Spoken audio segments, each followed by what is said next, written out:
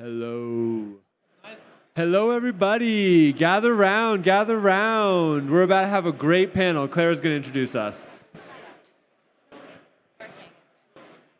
Hello, everyone. Please quiet down. We're about to have a very exciting panel start. This panel is on Onchain is the next online. And we have some of the most foremost experts in the space all gathered here to talk about this topic. So we have Konstantin, who's the CEO and founder of Blockdaemon. We have Jesse, who is the head of protocols at Coinbase. And then it's going to be moderated by Chris Sharp, who's the CTO at Blockdaemon. So please welcome our extraordinary panelists here today, and we'll kick it off. Yeah. Hello. No, do those mics not work? Hello, hello. Oh, it does? Can you guys hear me? Oh, great. Okay. Okay. Well, Chris, you want to kick us off? I'll kick us off here. Maybe what I'll do is I'll start by introducing myself, and then I'll get Jesse and Konstantin to just give a little bit of their background. I'm Chris, CTO at Blockdaemon. I started feels like 10 years ago, but it's really only been a year. Prior to that, I was at Apple for 23 years and had built this little thing called Apple Pay, which was awesome. And just having so much fun in this space. Love working with Konstantin. Jesse's amazing. This is actually a really awesome place to be right here, right now.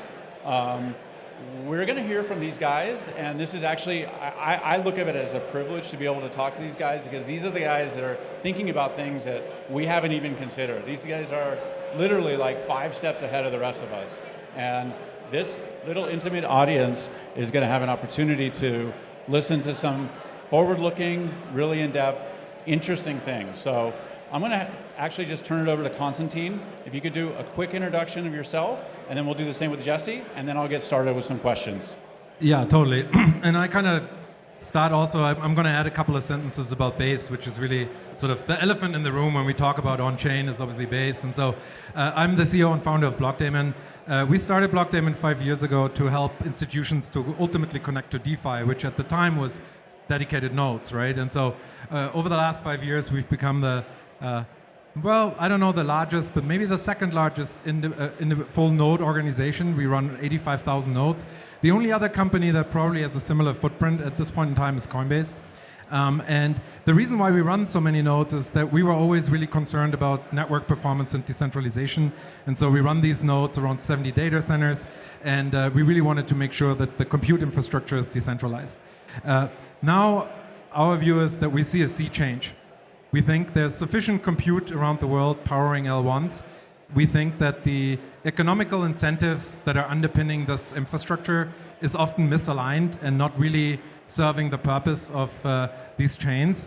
And so Blockdaemon's vision is to lift our stack of our sort of the hard-coded infrastructure onto an L2. The other big thing is that we think transactions and the user experience at this point is really the perspective you need to put into this. And for the user, the only sense DeFi makes is if it happens on chain. That means that people need to be able to swap tokens from one to another seamlessly without intermediaries. And it translates to auto staking. Tokens need to natively do what they do best. Consumers really shouldn't be burdened with any of that. It also involves encryption and MPC, because key management needs to be a lot simpler. And so for us, when we met Jesse and Coinbase and talked about Base, we found fellow spirits where we saw that they want to take Base into something much more revolutionary than it initially seems. And for Blockdaemon, that's a sea change in our strategy, how we see ourselves, and also how we want to continue to operate in the space. So super excited to be here, Jesse. Congratulations also. The Base launch was outstanding, and really a real privilege to have you here. Thank you. Hey, everyone. That was too kind. I'm Jesse. I've been at Coinbase for 6 years, spent 4.5 years growing all of our retail consumer-facing businesses, and then the last 2 years has been trying to figure out how do we bring a Fortune 500 centralized business on chain. And out the other side of what was a lot of wandering in the desert in a large organization trying to figure that out came Base. And Base is really the platform. It's an Ethereum L2, and our goal with it is to make Onchain the next online, bring Coinbase's business entirely online, and then on-chain, and then alongside our business, create an ecosystem that can bring millions of developers and billions of users on-chain over the next 2 years. So, Blockdaemon have been incredible partners. They had nodes for the testnet on day zero, and we're excited to keep building with them in the years ahead. Awesome. Thank you both very much. All right, let's get started here. So the title of this is Onchain is the next online. And that sounds really simple, but you guys have obviously been thinking about this for a long time. And what does that mean? And so maybe I'll start with Jesse. And if you could just tell me, like, that little simple catchphrase, what does that mean to you? And then we'll have Konstantin answer the same question. Yeah, so if you look at the history of kind of technology over the last 40 years, I think what you'll see is that pre-internet, you still had developers, but in many ways they were building in silos. And when you look at the two key things, information and money, pre the internet, both of those were things that were gate-kept. If you wanted to distribute information to a large part of the world, you had to go through centralized news organizations. If you wanted to create a money product, you had to go through banks. Hello.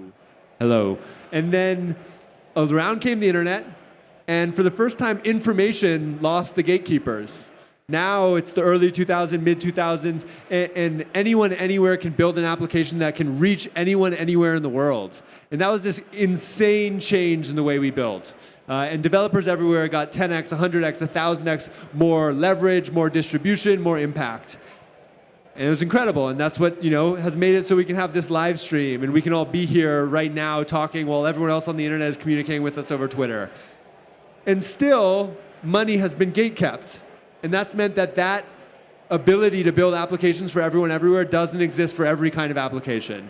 And I think our thesis is that right now we are sitting at the beginning, or a little bit into what is about to be the same level of paradigm shift, where literally the entire world is going to be replatformed over the next 10 years from the online platform to the on-chain platform.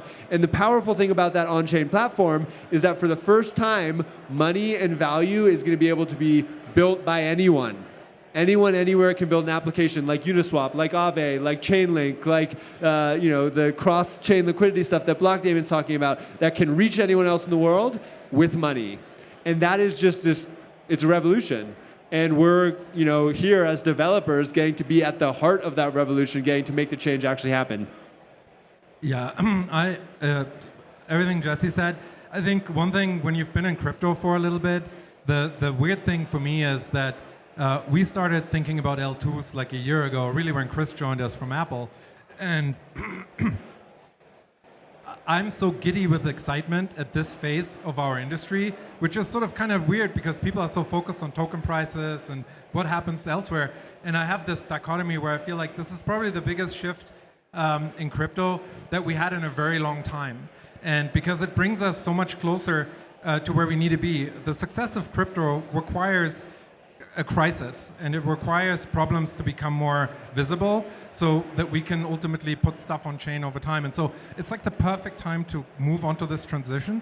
And so from a sort of, I'm air quoting, crypto bro perspective, this is one of the most exciting times in my career in crypto is to be here today and actually see tangible solution and software that actually does that, right? And when you build stuff, it's super easy to talk, like when we started with crypto, around like what this can be, and to actually have a product roadmap that is tangible, monthly in monthly iteration to bring that to life is super exciting for us on chain. And then I'll stop, but it's like, for example, for Blockdaemon, what that means is this sort of cross-chain mesh network, kind of running router sequencers, like enabling every chain to interact with each other seamlessly for the user. And so really to avoid also middlemen within those frameworks, right? And so I think it's a really, really exciting change. And there's been a lot of companies working on that as well for a long time. Liquid staking pools have been addressing this. There's a lot of great bridging companies. And so it's kind of bringing all of these together, ultimately to serve a normal end user with a wallet that does these things all automatically and very simply. Yeah, and I'll just plus one the excitement about this moment. I don't know how many people here were around in 2018, 2019, the last bear market. there was like nothing going on. We had like kind of CryptoKitties, and people are saying we're in a bear market right now. What I say is we're in a builder market.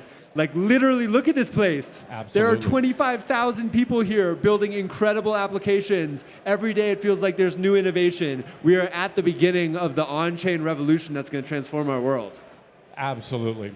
But I mean, just for the audience, let's take a step back for a moment. And like, I want to hear from both of you. This time I'll start with Konstantin. Why does on-chain matter? And how does Base fit into that sort of narrative? Yeah, I feel like, again, you have to look at it from an end user perspective. So there's two angles on how I think about it. One, on-chain obviously creates transparency, which is obviously something we've need. I think what's interesting in the last year, there's been so much talk about how crypto's failing. Crypto obviously is not failing. What's failing is centralized institutions. And the way to fix it is to move everything on chain, right? And so if an exchange like FTX had every transaction on chain, everything would be recorded, visible, and we wouldn't have had that problem, right? And so I just want to, so obviously the timing for on chain is perfect because of that narrative. It also really plays into the whole kind of regulatory discussions right now, right? Like one thing we need to change is the whole dialogue around speculative tokens powering infrastructure, for example. And a lot of that there's a different subject, but, so on-chain is a transparency thing, and then I think it's also conceptual, holistic with MPC and cryptography. Because you can't, like if you have perfect encryption and you really want to empower users to self-custody over time, you also need to make sure everything is very transparent. Like one without the other doesn't really work, right? So I think the promise of on-chain also is that it really will allow people over time to be self-custodians and believe in what they see. Right, and so that's really a requirement. They kind of, to me, complement each other. Yeah, huge plus one to the transparency aspect. I think that's total downstream impact of on-chain. I mean, the thing that gets me most excited about on-chain is literally how much leverage you can get from building on-chain. You look at a product like Uniswap. Uniswap, the original version of Uniswap was built by one person. And they built a global decentralized exchange that has moved billions and billions and billions of dollars of transactions. The Uniswap v3 that we use today was built by 5 people. And they built, again, a global exchange that has facilitated trillions of dollars of transactions. If you look at what it would take to build a centralized exchange, and I've been building a centralized exchange for the last 6 years, you don't build a centralized exchange with 5 people. It's literally impossible. You need tens, you need hundreds of people. And I think what that illustrates is that the developers, the builders, the people in this room who are building on-chain, you can literally have 10x the impact. Because you are building on a platform that is global from day one, where the identity primitives are solved in many ways because you have wallets that are self-custodial, where you have payment rails built in by default, so you don't have to do all this crazy integration work with the legacy systems or a financial system. That leverage means that the 25,000 people here are not just going to be able to build, the 25,000 things that they would have in Web 2. They're going to be able to build the 25,000 things, and then they're going to be able to build another 250,000 things. And that amount of impact, I just don't think the world is ready for. Like, I feel like this is this kind of closely kept secret in crypto, where all of us who are actually building on-chain products know that we can be 10 times more impactful than anyone else, but no one else does. And I think over the next few years, what we're going to see is the world's going to wake up to that, and they're going to be like, holy crap, like, wow, the world is going to change faster than we expect. I love both of your answers. Scale, transparency, leads to financial inclusion. This is beautiful. This is absolutely amazing. We're building a global crypto economy that's going to increase economic freedom and bring 1 billion people into a better version of their life. Yeah, let that sink in for a moment. This is phenomenal. Maybe I could start with the next question with Jesse. We talked about the importance of on-chain. We get transparency, we get scalability, we have the ability to really truly impact and make people's lives better. Are there areas that you could talk about or be willing to talk about that Coinbase is thinking about moving on chain? Maybe some low-hanging fruit, some things that we could kind of get our whistles wet with. Yeah, absolutely. And I think if you look at the history of Coinbase, we started in 2012 as a Web 2 company. There was no on-chain platform then. There were no smart contracts. There was no Ethereum. And then over the last 11 years, we've been trying to transform the business, and that started in 2018 with USDC, which is, the most trusted stablecoin in the world, Coinbase Wallet, CBETH, the DApp wallet. But if you look at our portfolio today at Coinbase, I'd say that it's about 10% on-chain. That's things like USDC, CBETH, Coinbase Wallet, and 90% off-chain. And our goal over the next 5 to 10 years is to make it 100% on-chain. So everything's coming on-chain. The thing that I'm personally most excited about right now, I think, is stablecoins. I think if you look at what's possible over the next year, I think there's a pretty clear path for us to have stablecoin transfers on Base that are totally free for people who have a proof of humanity. So if you have a Gitcoin passport, or you have a Coinbase identity, or you have anything that says you're a real human, we can make it possible for you to transfer dollars or other stablecoins to anyone else anywhere in the world globally for free. And that's a result of better identity, better wallets, and low-cost L2s. And to me, how many people here have had problems transferring money to another person because they don't have the same app? You got some hands up.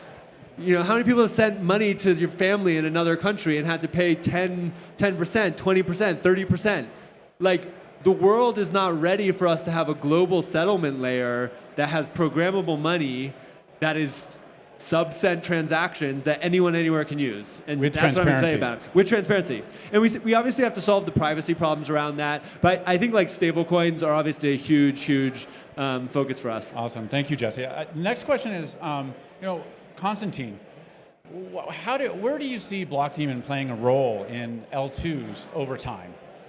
Yeah, sure. So first off, if I could dream what I would hope we get to achieve with Base, and obviously this is all early, and there's a lot of stuff to figure out. Is one thing I've seen, because we run really 3 distinct products, which is transaction-enabled APIs, we run staking, liquid staking, and we run sort of on-prem wallet tech. And so we're working on combining everything. Our mission is to bring institutions safely onto crypto, so different to Coinbase. We're helping other institutions who want to test the waters here. But for us, the bigger thing is, I want to also fix some of the current infrastructure problems by allowing larger institutions, for example, theoretically, to run nodes on Base and get a fixed fee reward. So what I would like to do is also change a little bit the current model we have around speculation around staking into a model where there's more fixed fee for solid node operation. And so we can also start bringing institutions into running these nodes so we don't have to do it, right? And so Blockdaemon, that's kind of what Blockdaemon does. So I'm not saying I would love to stop doing that.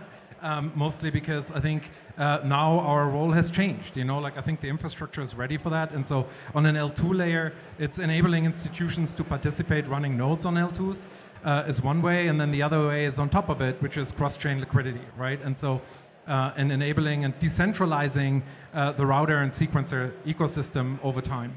And so for us, that's a sort of native approach, really, that's in sync with our mission. And that's why we're excited about it. Yeah, thanks. I've got just one more question, but I would say to say that Blockdaemon, we feel like stewards of decentralization and carrying that forward and making sure that all of the promise of transparency is something that we can all realize. All right, last question. Maybe I'll start with Jesse. In 5 years, where do you see Coinbase? If you could answer that, and then same question, but for Blockdaemon. I'm singularly focused on 2 goals. Bringing 1 million builders on chain so we can have 1 billion users on chain. And I'm ambitious. I'm like 1 million builders in 2023, 1 billion users in 2024. People look at me and say I'm crazy, but then you look at other viral growth stories and it's not insane. We just have been, I think, collectively traumatized over the last 10 years because crypto actually hasn't been that useful. But crypto is about to be useful. I think it's already being useful for huge parts of the world. And over the next 2 years, as we drive down fees, as we make it easier for developers to build, as we make it easier for users to use, that utility is going to shine through. And it's going to stop being this thing that's esoteric and start being this thing that makes a real world impact on everyone's life. So that's it for me. 1 million builders, 1 billion users. We will not stop until we get there. Yeah, for us, it's democratizing compute power. And we want to bring every financial institution in the world safely onto crypto rails. And so, and in 5 years, what I hope is that Blockdaemon is just a sort of sliver of a software that runs silently in the background, ensuring that institutions find safe pathways through the wonderful beauty of DeFi. And so, and that's what we're dedicated to. Well, it's been humbling to be on stage with both of you. Just such juggernauts and amazing thought leaders here. So thank you guys so much. Thanks for having us. 2 shout-outs, 3 shout-outs. If you want to come learn more about bass, come to the basement. It's over there. It's in the basement. It's actually called Home Base, but you follow the green thing down the stairs. 2, if you want to build on bass, bass.org, full documentation. Testnet went live last Thursday. We've already had tens of thousands of people deploy contracts on bass. And 3, if you want to participate in bass, you can mint the commemorative bass NFT. We've had, I think, 420,000 mints, the largest open edition mint ever, mint.bass.org. Thanks, guys.